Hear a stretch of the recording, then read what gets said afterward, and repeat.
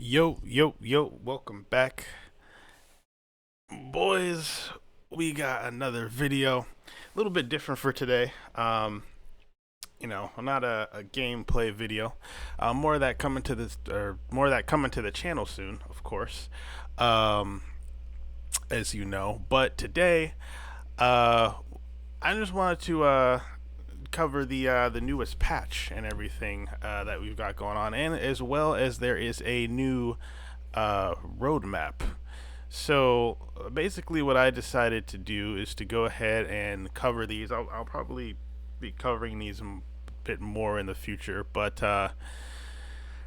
I'm not the earliest to this one for sure. But who knows? Who knows who might see this video pop up and not know what's going on in the newest patch? So we'll talk about that, and then also we've got the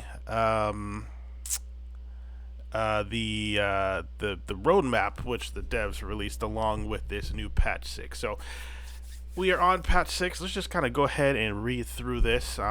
And yeah, I'm going to be following the development of this game. So super excited to see what they've got cooking. So patch 6. Today's patch continues to iron out the AI issues, particularly for how it reacts to undetected allied units.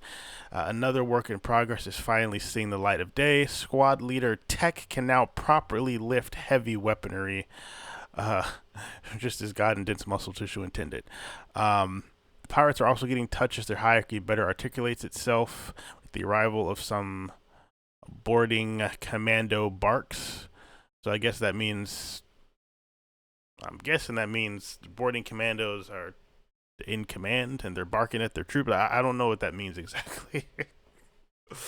But it's if they're talking about their hierarchy, I guess that's what would make sense if they're barking commands to teammates. So these changes and more can be read about below. Blah blah blah. Let's go ahead and do that. So new text perk, get mother effed. Allows him to fire tripod mounted weapons from the hip without deploying them first. That is cool. I know from before, some weapons you need to deploy for some weapons, and then some weapons also have a tripod that you have to set up regardless of the whole deployment thing with him. So that's kind of cool that even tripod weapons now he can fire them from the hip. So that's cool. Added new heavy pirate barks as they mentioned above. These are some of the improvements. So AI no longer flees from undetected player units. That's great. Added correct impact effects for laser rifles per surface. Cool. Moved operation HUDs on dice to make them readable. Accessory ERA now displays a drop down text when triggered. That's cool. That's a cool quality of life thing. I haven't used a ton of ERA, but I do know that you couldn't really tell when it was triggered. It just kind of happened. You're like, oh, I didn't take as much damage as I thought I should. Cool, it must have worked, So that's cool. That'll be a thing now. Adjusted OCI text to use the term squaddies. Cool. Added hint in the black market that you can shift click. That's cool. I know a while back now they added the ability to shift click and put all the items. So that was a cool update. So just a little follow up on that. That's nice. Updated vehicle weapon description text to convey our equipment rules. So that's nice. So light weapon slot and transport capacity gets disabled when equipping twin weapons. That's cool. It makes sense. And it also gets disabled when equipping heavy weapons. So that's nice because I remember when I first used the tank gun, I didn't realize that I wouldn't be able to, for example, put limb in the vehicle. So that's helpful to know and to have a tooltip regarding that. Or at least in the description, I should say, not a tooltip, but in the description. Reordered title menu buttons. All right, well, look at that the next time I hop in the game. Add an external link icon to the player guide button. Cool, added various icons. So I know there was a lot of placeholder art, so I'm sure we'll see some more things added as they mention here. Bug fixes, fixed effects of some of medical accessories. I haven't used either of these, and I really don't even use the combat drive. I don't know. As you guys know, I made a video recently about, or just my current Menace review as things were at that particular time, which is only like a week or so ago at this point. But you know, there's just a lot of stuff I'm not using or have no real use. A lot of these drugs, I, I, I, I have no desire to use them, and especially when things are so limited, right? You have limited resources. It's like, am I gonna use this on a combat drug, or am I gonna get a better weapon? You know what I mean? Um, so anyway, they fixed some things with this. Mines didn't trigger when fast forwarding movement. Oh, that's a good fix to have. Though I haven't really used mines either personally. From when I've seen them used, I just don't. I don't know. Not really my thing. Ammo crates no longer get consumed when no ammo is restored. Blaster bug no longer gets stuck during vault animation. Infinitely skipping turns at the end of the tutorial is no longer possible. Twin linked rocket organ didn't have an area of effect. Okay. The game froze after firing. Blah blah blah. Rally now works on units inside towers and other buildings. Oh, so that's good to know. I didn't realize that wasn't working. Losing the pin down condition no longer grants a bonus turn. Some of this stuff I just, you know, hadn't experienced myself. But yeah. And then they did a little bit of balancing here. They said slightly increased the fire tile damage to unit element hit percentage from 50 to 70, damage from 4 to 8, and armor pin from 5 to 15. And increase the drop off from 3 to 6 for the anti-material rifle. Okay, cool. A lot of good changes there. Just some good work. Continued development. Let's go ahead and check out this roadmap next, and I'll go through what they say here, and then this image. So, all right. So, as we can see here, they have been doing development diaries for a long time, actually. So this is Dev Diary 42, but part of that is the early access roadmap. So we will get into that to a sec. But they just say, hey, it's been 4 weeks now since it was released into EA. Blah, blah, blah. We were busy, blah, blah, blah, blah, blah. First of all, we want to show you what we plan to add during early access.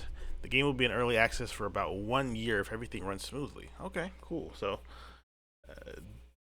February 2027, roughly, will kind of be when we're looking at a full release. So that's cool. This roadmap reflects our current direction for EA, and things may change. Makes sense. Preparing the game for 1.0 requires adding the following feature, see the image. Okay, so they say there are a few things to bear in mind here. First of all, we explicitly decided to get showing a predetermined order for adding the features. That's cool, and honestly, I'm not mad at that. It makes sense to do that. You know, a lot of times I've seen development of games where they do have a roadmap and everything's like kind of, you know, in a particular order. Again, it's, you know, nothing wrong with that either, but I kind of like the go with the flow, and I think it also kind of makes it easier to listen and work with community feedback if you're, you know, if you're a bit more flexible, you know. And as they say here, the problem with rigid roadmap is that they impose strict boundaries on the process, and that's not how they want to work. So that makes sense. Secondly, this feature list is not complete by any means. There will be constant adjustments and improvements to most components, even if they are not part of the list. So even though we have taken care and consideration while putting it together, game dev is not a straight path, as we know. And lastly, they just want to mention that our feedback is very valuable and it will help us in steering the development in the right direction, balancing the game and helping to determine the priority of certain features. So that sounds great. I really think that you know um, I really hope they do take the community feedback into consideration, particularly with the, I guess you could say, the balancing, or just kind of the yeah, for lack of a better term, the balancing and all that, things that I've talked about in my video and that other people have expressed. So you know, it does seem like the devs are listening, but I really hope they kind of take everything into consideration. So um, okay, so let's kind of look in here, right? So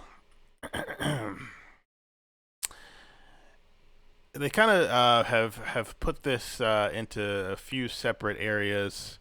Um, so on the left here, we've got the continuous, or things they're going to be working on throughout early access. So obviously, bug fixing and balancing, new weapons, items, enemy variants, new operations and missions, UI and AI improvements. Cool, makes sense, right?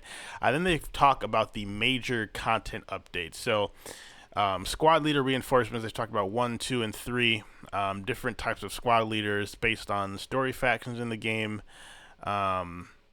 New squad leaders, including the Marine and Wayback based characters, and then also based on additional story factions in the game. And then an expansion of the main story, 1 and 2. Makes sense. And then Redacted, update 1, 2, and 3, adding a new large boss unit and new small unit. So that's cool. Redacted, we know, means Menace, of course. The Menace. And then the OCI overhaul. I'm definitely happy about that, because the way I feel about the just the current OCI system, I'm not the biggest fan of how it works currently. I like the concept of having, the different factions offer you bonuses and everything. Um, and, having to make strategic decisions in the sense of choosing which components you want to install in the ship. But that comes kind of with its own problems, in a sense of, um, you know, one, you can't really experiment with things without a huge cost. Um, without a huge cost to try something else, right? If you install an OCI component and then you unlock something later, like, yeah, I want to try this too. You got to essentially lose and no longer have access to the one you installed before, and then you got to pay full price to install the new one. And then if you want to go back, you got to do that again. So it's just kind of Uh, what I would kind of like to see, I mean, I guess it's kind of already like this. I guess the main difference would just be having more slots available. But I was kind of thinking, essentially treating the impetus, right? That's where you install the OCI components, but kind of treating it like you would with the base in like a XCOM or a Xenonauts, in terms of the upgrades. Like, you can choose what you want to upgrade, right? Um, so for example, like, your base is like underground, like in Xenonauts, right? And then you go in and, like, you excavate an area, and the same with XCOM too. You excavate an area and then you can put a system in there. So obviously this would be a bit different, but I think just having a larger amount of available things that you can upgrade would be a good thing, right? That way you're not forced to have so many um, tough decisions, especially early on, especially when you're still experimenting. You don't really know how everything works, Um, so I think that you know maybe the way they could kind of make it similar is like how the impetus is when you first before you upgrade anything, it's on fire, it's got a bunch of holes and everything. So they could kind of treat that like the excavation system and just have, instead of having you know that lock number of OCI component slots, or I guess you could say upgrades, um maybe have more of them, and then just as you repair the ship, that'll be the equivalent of like excavating underground to make a new compartment for a new component. So I think the biggest thing is just like the cap on the OCI components, I think should be larger, right? In games like XCOM and Xenonauts, you have like a, I can't remember off the top of my head without going to look, but you usually have like at least like a 5 by 5 grid. You have put 20, 25, or 30 different base upgrades in there over the course of your campaign. On the impetus in this game, we have like, again, going off the top of my head, but like one, two, three, maybe four hull slots, a few like four armament slots, so that's like 8, and then 9, 10, 11. It's like 11 or 12 slots, right? I think if we kind of upgrade that to maybe like 20, 25, or 30, something like that, I just think that would work better. Anyway, not to go off on a whole rant on the OCI, but that's just my thoughts on the um, overhaul, potentially that they could do. Essentially, I think just having more slots would be helpful. Um,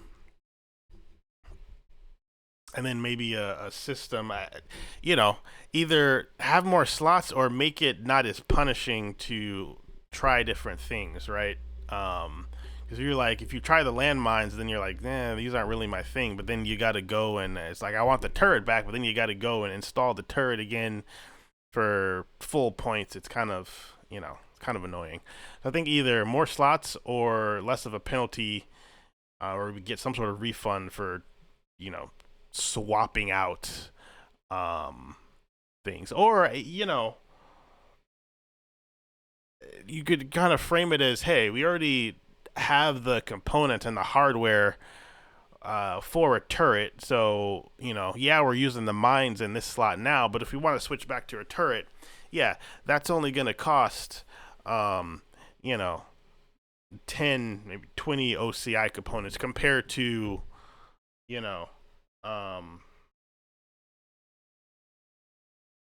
to a full like 150 or whatever it might be. So anyway, moving on. That's all I'm gonna say. The next thing they mentioned here is character interaction update. So that's cool. I do love the interactions between the characters, their dialogues, the banter. It's fun. Lastly, on this right side, world and campaign expansion. So existing planet and environment rework. Um, that's cool. A new planet addition. So as we saw in the galaxy map or whatever, the system map, we only had access to 3 planets: the ice planet, the temperate forest planet, and the desert planet. So seeing some new biomes will be super cool, and new planets with new environments and with sub biomes. So cool. Planet linked story factions and OCIs. Yeah, that's awesome. So that's the roadmap, guys. That's what they've talked about.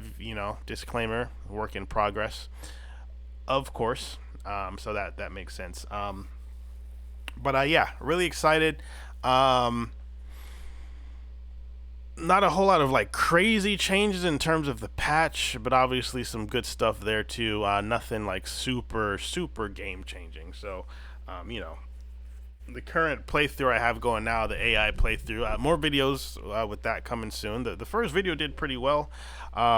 Second video, not so much. So I'm still kind of testing whether or not people like seeing that. So bear with me on that. But yeah, not a whole lot of like crazy changes that would affect that gameplay. But yeah, more of that coming out, and as they release these updates and patches and development diaries, I will be covering them on the channel just to kind of stay updated. So that's it for this one, guys. Thanks for watching. More Menace coming to the channel, of course. A new game, The Last Starship, coming. You guys will be seeing an episode of that shortly. Yeah, that's pretty much it. So thank you guys for watching, and I will catch y'all in the next video. Peace.